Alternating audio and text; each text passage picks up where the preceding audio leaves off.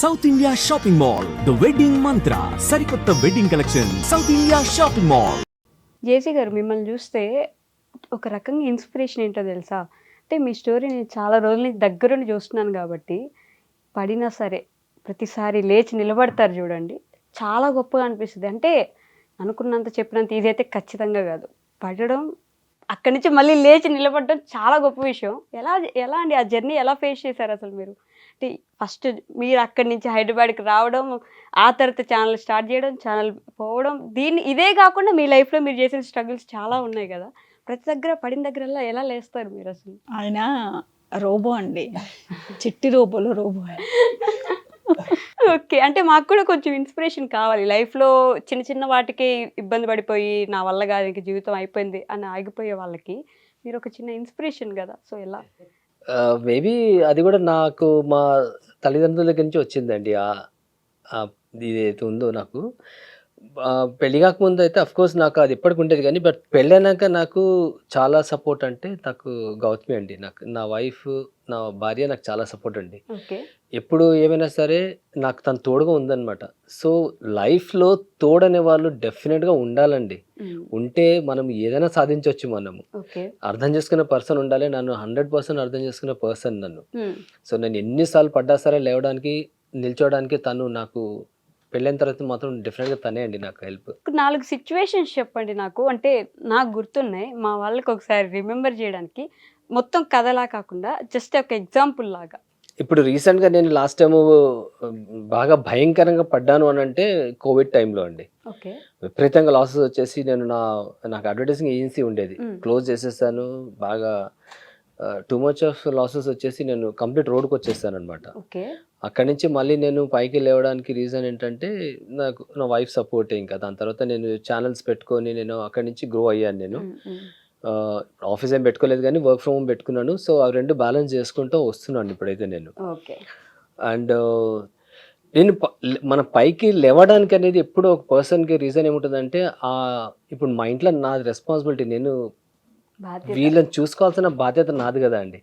నేను ఎక్కడ పడ్డా ఏం పడ్డా సరే లేచి నిల్చోవాల్సిందండి. నాకు వేరే ఆప్షన్ లేదు. నాకు ఎవరున్నారు సపోర్ట్ చెప్పండి. నాకు కూర్చుంటే నాకు ఎవరైనా సపోర్ట్ చేస్తారని చెప్పేసి అనుకుంటే మనము అది వేరే విషయం, కానీ నాకు ఎవరు లేరు. సో నేనే నిల్చోవాల్సిందే తప్పకుండా.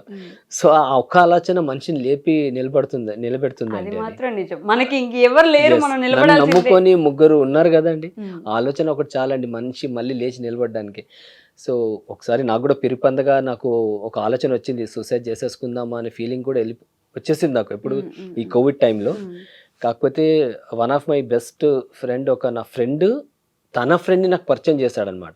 నా ఒక ఫ్రెండ్ తన ఒక బెస్ట్ ఫ్రెండ్ని నాకు పరిచయం చేసి ఈ పర్సన్ నేను కలువు, నీ ప్రాబ్లమ్స్ చెప్పు, నీ సాల్వ్ అయిపోతాయి అని చెప్పేసి అంటే ఆ పర్సన్ నాకు కూర్చోబెట్టి నాతో ఒక అరగంట డిస్కస్ చేసేసి అరగంటలో నా మైండ్ మార్చేశాడు.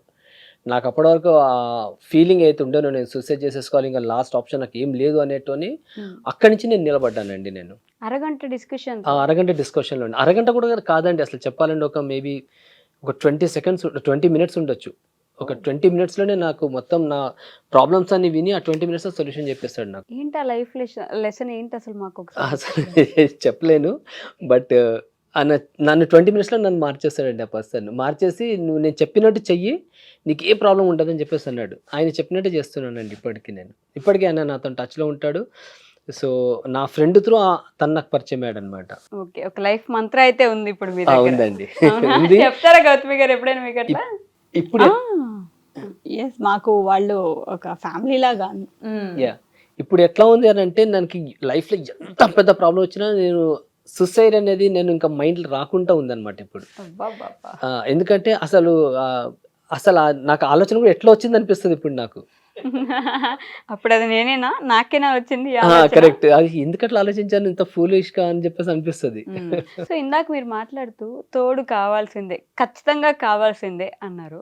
సో ఈ జనరేషన్లో ఇప్పుడున్న పరిస్థితుల్లో పెళ్లి చేసుకునే ఇంట్రెస్టే అసలు జనానికి లేదు. ఇప్పుడు పెళ్లి చేసుకోవడం, ఒక 4 కుటుంబం, అత్తయ్య మామయ్య ఎవరు భరిస్తారు ఇవన్నీ, మా వల్ల కాదు, సింగిల్గా ఉంటాము అనుకుంటుంటారు.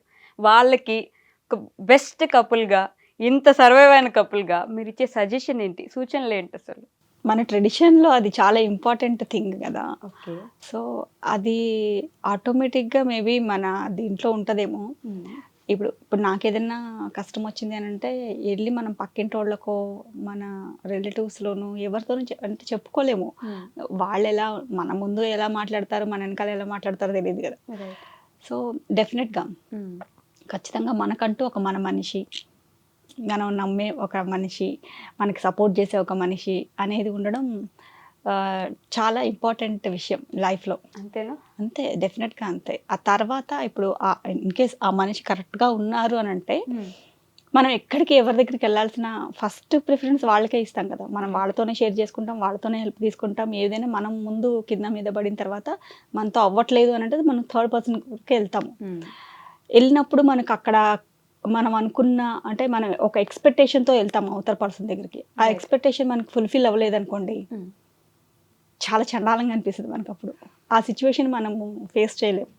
అంటే మనం అడగడం తప్పు అసలు, కానీ మనం హోప్లెస్ హెల్ప్లెస్ అన్నప్పుడు అడుగుతాము.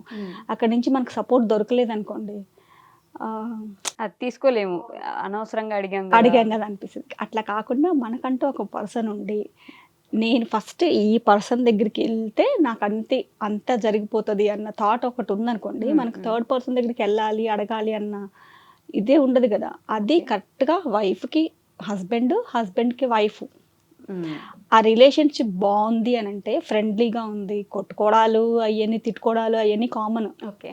కానీ ఎట్ ద ఫైనల్ అందరూ మంచిగా ఒక బాండింగ్ అనేది ఉంటుంది, ఒక ప్రేమ. అది ఎప్పుడు మిస్ అవ్వకుండా మనం హోల్డ్ చేసి పెట్టుకుంటే మనకంటూ ఒక పర్సన్ ఉండడం అనేది లైఫ్లో చాలా ఇంపార్టెంట్. మీరేమంటారు జేసీ గారు? మీరు ఇప్పుడు అన్నారు కదా, ఇప్పుడు జనరేషన్కి ఆ ఫీలింగ్ లేదు అంటే పెళ్లి చేసుకోవాలా ఇప్పుడు అని చాలామంది అవాయిడ్ చేస్తున్నారని చెప్పేసి అని. అది నన్ను అడిగితే తప్పండి ఆలోచన అది. ఫస్ట్ ఆఫ్ ఆల్ ఎందుకంటే ఇప్పుడు వాళ్ళు మ్యాక్సిమం సిటీలో ఎవరైతే ఉంటున్నారో వాళ్ళకందరూ కూడా మంచి జాబ్స్ ఉండేసి మంచి శాలరీ ఉన్న వాళ్ళకి ఈ ఆలోచనలు ఎక్కువ వస్తున్నాయి. డబ్బు అంటే వాళ్ళ డబ్బు పరపతి చూసుకొని నాకు ఇంత శాలరీ వస్తుంది, ఒక్కదానే బతకగలుగుతాను, నేను ఒక్కడనే బతకగలుగుతాను, నా ఫ్రీడమ్ పోతుంది అని చెప్పేసి అనుకుంటున్నారు. ఎన్ని రోజులు ఉంటుంది? ఎందుకంటే వాళ్ళకి సరే ఇప్పుడైతే వాళ్ళ మదర్ ఫాదర్ ఉన్నారు, పేరెంట్స్ చూసుకుంటున్నారు, రేపు రోజు వాళ్ళు ఉండరు. ఉన్నప్పుడు ఏమైనా వీళ్ళ పరిస్థితి ఎట్లుంటుంది? ఇప్పుడు ఎట్లా ఉంటుందంటే మీకు ఎంత డబ్బున్నా ఏమున్నా సరే అండి, ఒక మనిషి తోడు లేదు అంటే జీవితంలో మనం ఎక్కువ దూరం ప్రయాణించలేము మనము. ఒక టైం వస్తుందండి వాళ్ళకి, ఇప్పుడు అనారోగ్యంగా ఉన్నా సరే వాళ్ళని దగ్గరుండి చూసుకోవడానికి ఒక పర్సన్ అవసరం పడుతుంది. అప్పుడు ఎవరు చేస్తారండి? ఫ్రెండ్స్ ఉన్నారు అని చెప్పేసి అనుకుంటారు కదా, ఫ్రెండ్స్ ప్రతిసారి ఉండరు. వాళ్ళకి వాళ్ళ లైఫ్ ఉంటుంది. వాళ్ళు మేబీ 1-2 సార్లు హెల్ప్ చేస్తారు, దాని తర్వాత మాత్రం వాళ్ళు చూసుకుంటారు ఎట్లాగో. ఆ టైంలో వీళ్ళకి అర్థమవుతుందండి ఒక మనిషిని తోడు కావాలని చెప్పేసి అని. నాకు అదే ఇప్పుడు నాకు ఏమైనా అయింది అని అంటే నాకు వైఫ్ ఉంది కదా, నాకు తోడుగానే ఒకటి నాకు ధైర్యం ఉంటుంది. తనకేమైనా సరే నా హస్బెండ్ ఉన్నాడుగా చూసుకుంటాడుగా ఉంది. ఇప్పుడు ఒకరికొకరు తోడు ఉన్నాం కాబట్టి. బట్ ఇప్పుడున్న జనరేషన్లో వాళ్ళ ఆలోచన వచ్చింది అని అంటే దానికి రీజన్స్ ఎన్నో ఉండొచ్చు. మేబీ వాళ్ళ మదర్ ఫాదర్ కలిసి ఉండకపోవచ్చేమో, ఎప్పుడు గొడవలు అవుతుంటేమో, అమ్మో మాకు కూడా రేపు పెళ్ళి అయితే ఇట్లనే అవుతుందేమో మా పరిస్థితి అనుకొని కూడా వాళ్ళు మేము పెళ్లి చేసుకోమని డ్రాప్ అవుతుండొచ్చు, అట్లా కూడా చెప్పొచ్చు. లేదు వాళ్ళ మదర్ ఫాదర్ బాగానే ఉన్నారు కానీ పిల్లలకి నేర్పించట్లేదా? ఇప్పుడు నా పిల్లలు ఉన్నారు, రేపు రోజు మేము పెళ్లి చేసుకోమని నాతో ఒక్కసారి కూడా అనలేదు వాళ్ళు. ఇప్పుడు వాళ్ళకి ఇప్పుడు నేను రేపు వాళ్ళ ఏజ్ వచ్చేయగానే కరెక్ట్ వాళ్ళు పెళ్లి చేసేసుకుంటారు. మేము చేసుకోము, మాకు ఫ్రీడమ్ లైఫ్ కావాలని అన్నారు. ఎందుకంటే మేము వాళ్ళకి నేర్పించాము. సరే వైఫ్ అండ్ హస్బెండ్ ఎట్లుంది, మాకు గొడవలు అవుతాయి, మాకు గొడవలు అవుతాయి, తిట్టుకుంటాం, కొట్టుకోవడం అంటే అట్లా కొట్టుకోవడం కాదు, అయితే మాట అనుకుంటాం, దాని తర్వాత మళ్ళీ నెక్స్ట్ 5 years మళ్ళీ మామూలు అయిపోతాం. వాళ్ళు అవన్నీ చూస్తుంటారు, ఏముందిరా ఇవన్నీ ఏం లేదు కదా, మనం కూడా ఇవన్నీ కామన్ అయిన వాళ్ళకి అవన్నీ వాళ్ళ మైండ్లో ఇదైపోయింది వాళ్ళకి. సో మనకి మదర్ ఫాదర్ చాలా ఇంపార్టెంట్. ఈ విషయాన్ని మనం ఎడ్యుకేట్ చేయాలన్నమాట, పిల్లల్ని ఎడ్యుకేట్ చేయాలి మనం. ఫ్యూచర్లో తోడు కావాలి కంపల్సరీగా. మీకు ఎన్నో రోజులు మీరు ఒక్కరు ఉండలేరు, దానికి ఖచ్చితంగా మనకు తోడు కావాలని. ఇప్పటి జనరేషన్కి అది అర్థం అవ్వట్లేదు. వాళ్ళకి ఇప్పుడు కాదు, ముందుకు వాళ్ళకే తెలుస్తుంది వాళ్ళు తీసుకునే నిర్ణయం రాంగ్ అని చెప్పేస్తుంది. పెళ్లి చేసుకునే వాళ్ళకి అడ్వాంటేజెస్ డిసడ్వాంటేజెస్ 2 ఉంటాయండి, చేసుకునే వాళ్ళకి కూడా 2 ఉంటాయండి. దానికన్నా బెటర్ చేసుకోవడం బెటర్ కదండి అట్లాంటప్పుడు. అంటే ఇప్పుడు సగం మందికి సింగిల్గా ఉండే వాళ్ళే లైఫ్ని ఇట్లా ఏలేస్తుంటారు. లైక్ మన మోదీ గారిని చూపించో, లేకపోతే కొంతమంది అట్లాంటి వాళ్ళని చూపించి వాళ్ళే బాగున్నారు, పెళ్లి చేసుకున్న వాళ్ళు ఎవరు బాగాలేరు అనే ఒక ఇదిలోకి వచ్చేసారు. మరి అప్పుడు సింగిల్ గా ఉన్న వాళ్ళు అంత బాగున్నప్పుడు ఎందుకు మనం ఉండలేము అనే ఆలోచన కూడా అట్లాంటి వస్తుంది వాళ్ళని మనం వేళ్ళ మీద లెక్క పెట్టవచ్చు, వేళ్ళ మీద. ప్రతి పర్సన్ని ఎవరినో చూసి మనం చేయలేదు కదా. సో మల్టీ టాలెంటెడ్ పీపుల్ ఉంటారు, అన్ని సిచ్యువేషన్స్ని హ్యాండిల్ చేసే పీపుల్. వాళ్ళు ఏంటంటే వాళ్ళు ఒక అంటే దైవ కార్యాల కోసం పుట్టిన పీపుల్ వేరే ఉంటారు. వాళ్ళు అలా సంఘానికి మెయిల్ చేయడానికి పుడతారేమో మేబీ. అందరూ అలా ఉండరు కదా. ఇప్పుడు 100లో ఒక 1% 2% అలా ఉంటారు. బట్ వాళ్ళని ఎగ్జాంపుల్గా తీసుకొని 99 పీపుల్ అలానే ఉండాలి అని అంటే అది కరెక్ట్ కాదు కదా. ఓకే. ఇప్పుడు అన్ని సిచ్యువేషన్స్ని నేను హ్యాండిల్ చేయలేను, నాకు చేత కాకపోవచ్చు, నాకు ఒక్కొక్క దాంట్లో నాలెడ్జ్ ఉంటుంది, ఒక్కొక్క దాంట్లో నాలెడ్జ్ ఉండకపోవచ్చు. సో ఆ పక్క పర్సన్ ఉన్నారు అని అంటే అది ఇట్లా కాదు ఇట్లా, అట్లా కాదు ఇట్లా అని చెప్పడానికి దేనికైనా ఒక పర్సన్ అనేది ఉండాలి. ఇంపార్టెంట్ ఏమో.